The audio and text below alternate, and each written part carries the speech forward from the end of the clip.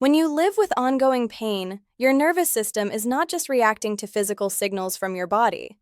It is also constantly responding to your emotional world. Everything you feel and everything you try not to feel shows up somewhere in your system. In this video, we are going to look gently but honestly at how emotions and pain interact, and how making a bit more space for your feelings can actually help calm your pain system instead of making things worse. You might already sense this connection. Perhaps you have noticed that your pain flares more on days when you feel stressed, lonely, sad, or overwhelmed. Maybe arguments, deadlines, money worries, or family conflicts seem to pour gasoline on the fire. Or you may have had the opposite experience too, moments of deep connection, laughter, or absorption in something you love where, for a little while, your pain faded into the background. Those are not coincidences. They are windows into how closely your emotional and physical worlds are intertwined. Pain science backs this up. Your brain does not have separate, watertight compartments labeled physical and emotional.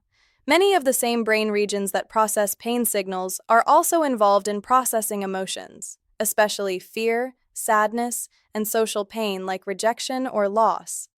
When your emotional load is heavy, those regions are already activated. It takes less additional input to tip the system into strong pain. When your emotional load is lighter, your system has more capacity to interpret signals from your body as safe. There is another important piece: emotional suppression. For many understandable reasons, you may have learned to push down what you feel. Perhaps you grew up in an environment where strong feelings were not welcome. Maybe you have had to keep going for others and did not feel like you had the luxury of falling apart. Or maybe you simply believed that focusing on emotions would make everything worse, so you tried to stay strong by not feeling too much.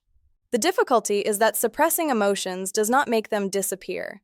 It usually means they are held in your body as tension, shallow breathing, a tight chest, a clenched jaw, or a general sense of restlessness and unease. Your nervous system has to work constantly to keep the lid on. That constant background effort can keep you in a state of low-level threat, which in turn can keep your pain volume turned up. Pain reprocessing therapy does not ask you to dive into every painful memory or spend hours in emotional analysis. What it does ask is that you begin to relate to your feelings in a way that is more open, more accepting, and less fearful. The goal is not to get rid of emotions, but to let them move through you without becoming another reason for your brain to sound the alarm. A simple place to start is with a daily emotional check-in. Think of it as a short conversation with yourself. Once a day, perhaps in the evening or at a quiet moment in the afternoon, pause for 2 or 3 minutes. If it feels okay, you can place one hand on your chest or your belly, just as a gentle anchor. Then you ask yourself, what am I feeling right now? Not what you think you should feel, not what you think is allowed, simply, what is actually here? You might notice, I am feeling sad, or I am irritated, or I am anxious, or I feel numb and tired. Whatever comes up, see if you can name it with simple words. You are not judging the feeling as good or bad. You are just labeling it like you would label a color or a sound. Next, ask, where do I feel this emotion in my body? Maybe sadness feels like heaviness in your chest or a lump in your throat. Maybe anger feels like heat in your face or tightness in your fists. Maybe anxiety shows up as a fluttery stomach or a tight band around your ribs. There is no right answer. The point is to connect the emotional word with a bodily sensation. As you do this, you are practicing a kind of emotional somatic tracking. You are observing the feeling in your body with gentle curiosity, rather than trying to block it or push it away. You might even say quietly to yourself, I notice this sadness here, or I notice this tightness that comes with worry.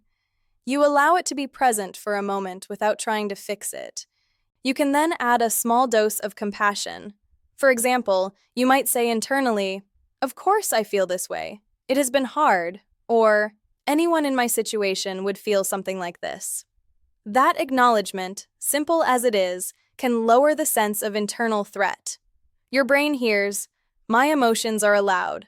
I am not in a war with myself. Another gentle but powerful practice is expressive writing.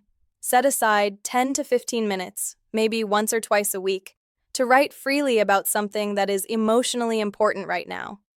It might be about your pain, how it has affected your life, what you are afraid of, what you miss.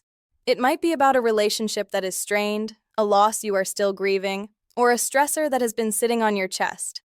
The key is to write continuously, without editing or trying to sound clever. You are not producing a document for anyone else. This is for your nervous system. You can write on paper and tear it up afterward if that feels safer. If you like, you can set a timer so you know there is a clear beginning and end. As you write, allow whatever wants to appear to come onto the page. If you feel stuck, you can repeat phrases like, "What I do not say is," or "What I am really afraid of is," and see what flows next. If tears come, that is okay. If you feel angry and your words are raw, that is okay. If you feel flat and nothing much comes out, that is also okay.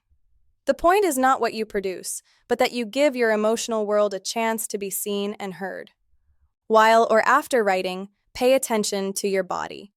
Do you notice any changes in your breathing, your muscle tension, or your pain? Sometimes people notice a softening, a sense of relief, or even a temporary increase in sensations as things move around. From a PRT perspective, all of that is part of your nervous system processing information it has been holding. There is a common fear that if you start to feel more, everything will spin out of control. That fear makes sense, especially if emotions were overwhelming at some point in your life.